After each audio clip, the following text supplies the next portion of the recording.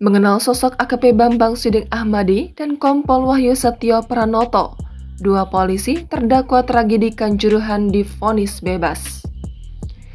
Majelis Hakim Pengadilan Negeri Surabaya memberikan vonis bebas kepada mantan Kasat Samapta Polres Malang, AKP Bambang Siddiq Ahmadi, dan mantan Kabak Ops Polres Malang, Kompol Wahyu Setio Pranoto dalam perkara tragedi kerusuhan Kanjuruhan. Vonis bebas tersebut dibacakan Ketua Majelis Hakim Abu Ahmad Sidki Amsyah dalam sidang pembacaan putusan di Pengadilan Negeri Surabaya pada Kamis 16 Maret. Hal tersebut pun kemudian menuai perhatian masyarakat. Lantas bagaimanakah sosok kedua polisi tersebut? Selama berkarir di dunia kepolisian, AKP Bambang Siddiq Ahmadi telah pernah mengisi berbagai jabatan. Sebelum menjabat sebagai Kasat Samapta Polres Malang, Bambang pernah menjabat sebagai Kapolsek Tumpang. Pada 10 Juli 2020, Bambang pun dipindah tugaskan dan menjabat sebagai Kapolsek Karangploso. Sedangkan Kompol Wahyu Setio Pranoto merupakan lulusan Akpol tahun 2008.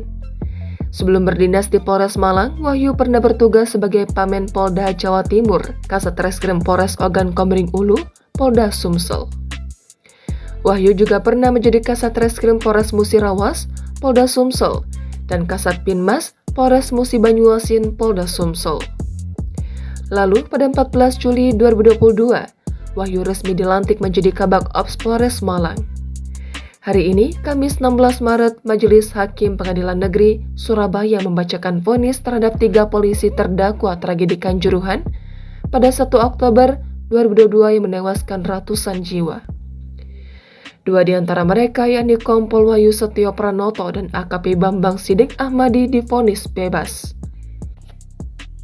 Dalam pertimbangannya, Ketua Majelis Hakim Abu Ahmad Sidki Amsyah mengatakan, tembakan gas air mata yang ditembakkan para personel Samapta Polres Malang hanya mengarah ke tengah lapangan. Setelahnya, asap tersebut mengarah ke pinggir lapangan, namun sebelum sampai ke tribun, asap itu tertiup angin menuju atas. Ketika gas air mata ditembakkan ke arah gawang sebelah utara, asapnya pun mengarah ke sisi lapangan sebelah selatan dan tidak menuju area tribun penonton. Sehingga menurut hakim, unsur kealpaan terdakwa sebagaimana dakwaan kumulatif jaksa, yakni pasal 359 KUHP, pasal 360 ayat 1 dan pasal 360 ayat 2 KUHP tidak terbukti.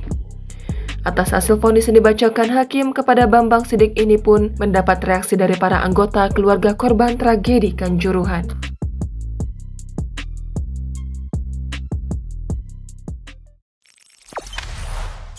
Jangan lupa subscribe, share, komen, dan like ya!